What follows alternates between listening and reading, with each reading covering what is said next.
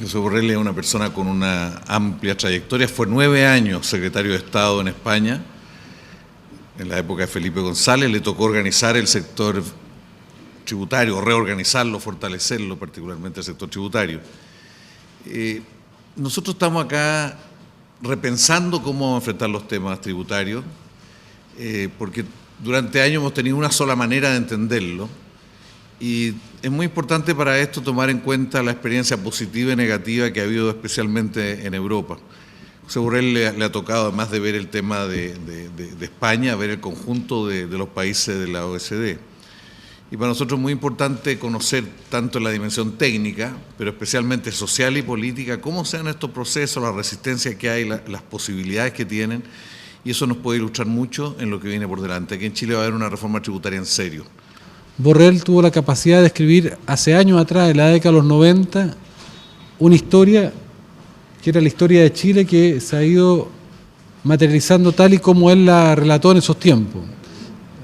Era una columna, pero es una pequeña historia de Chile, y ese es un talento y es una capacidad que nosotros quisiéramos que hoy día la pusiera al servicio de la reflexión que tiene que hacer Chile para cómo construir una especialización inteligente, cómo insertarse en el mundo y cómo abordar los desafíos que la ciudadanía nos ha encomendado. Hoy día tenemos un programa que para mí representa el reencuentro entre el mundo progresista, que había abandonado la política, que había abandonado su proyecto histórico.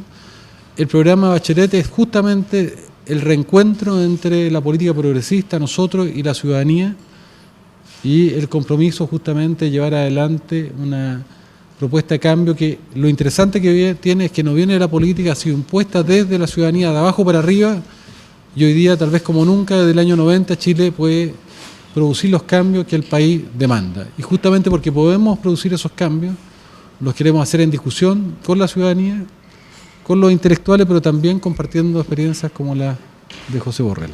Y es verdad, Guido, antes de venir removiendo papeles viejos he encontrado un artículo que esta tarde me permitiréis que os lo distribuya, escrito en marzo del 98.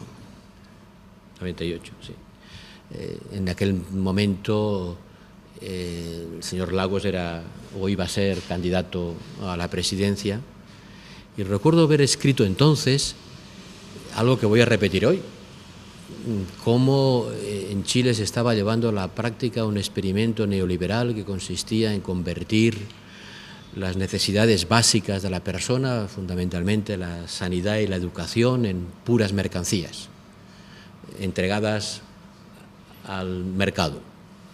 Y decía que a medida que fueran envejeciendo, los chilenos descubrirían cómo los más pobres, los menos sanos y los más viejos se encontrarían desprotegidos porque los sistemas privados les abandonarían, y se produciría un empobrecimiento de la sanidad pública y una enorme desigualdad, al mismo tiempo que se produciría un encarecimiento del acceso a la universidad y se romperían las bases de la igualdad social. Bueno, desgraciadamente parece que algo de eso ha ocurrido. Chile es hoy uno de los países más desiguales del mundo, concretamente el país más desigual de la OCDE, el cuarto país más desigual de América Latina, el 10º país más desigual del mundo. Y eso a pesar del crecimiento de los últimos años, ¿no? Si hubiera que juzgar a Chile por el cuadro macroeconómico, todo parecería estar muy bien, pero si miramos el cuadro macrosocial, las cosas no están ciertamente tan bien, y esa rampante desigualdad que corroe la sociedad chilena y esa tremenda desigualdad en el acceso a la salud y a la educación son algo que las clases medias chilenas seguramente sienten como una gran carencia, y hay muchas esperanzas puestas en lo que el nuevo gobierno sea capaz de hacer. Mire, esta cantinela de que los impuestos son muy malos porque impiden el crecimiento, retraen la innovación, es una historia que vengo oyendo a lo largo de mis 30 años de vida pública, ¿no? Es un disco rayado que sigue cantando la misma canción, ¿no? No diré yo que los impuestos no tengan a veces efectos secundarios indeseados, ¿no? Pero eso se pueden corregir, todo depende de cómo se diseñen. Pero los partidarios de los estados mínimos repiten una y otra vez esta historia. Que la realidad empírica no corrobora para nada. O sea, si nos bajamos de la retórica ideológica y bajamos al contraste científico con la realidad, ¿cuáles son hoy los países más cohesionados, más eficientes económicamente, más abiertos al mundo, con más capacidad de innovación tecnológica y de competir en el mundo global? Los países que tienen la presión fiscal más alta.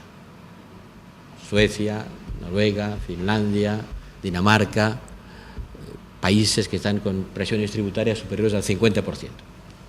Pero en fin, no hay que ir tan lejos del 50%, entre el 19 y el 50 tienen ustedes un camino por recorrer muy largo, no hace falta llegar tan lejos. Pero países como Alemania, con presiones tributarias del 40%, no diría yo que es el ejemplo de un país incapaz de innovar. Los impuestos sirven para redistribuir la renta, sirven para financiar los servicios públicos, sirven para redistribuir la renta. Lo que es curioso en Chile, y es un caso patológico, es que no solo no tienen capacidad recaudatoria suficiente para financiar servicios públicos, sino que redistribuyen la renta en sentido negativo. Es decir, la renta está peor distribuida después de pagar impuestos que antes de pagar impuestos. Dicho en una frase corta, en Chile los pobres subvencionan fiscalmente a los ricos. Esa es la realidad. O sea, la parte más pobre de la población chilena subvenciona a través de los impuestos a la parte más rica. Aunque no hubiese necesidad de recaudar más para gastar más, hay una urgente necesidad de cambiar la estructura fiscal para que sean los más ricos los que subvencionan a los más pobres y no al revés.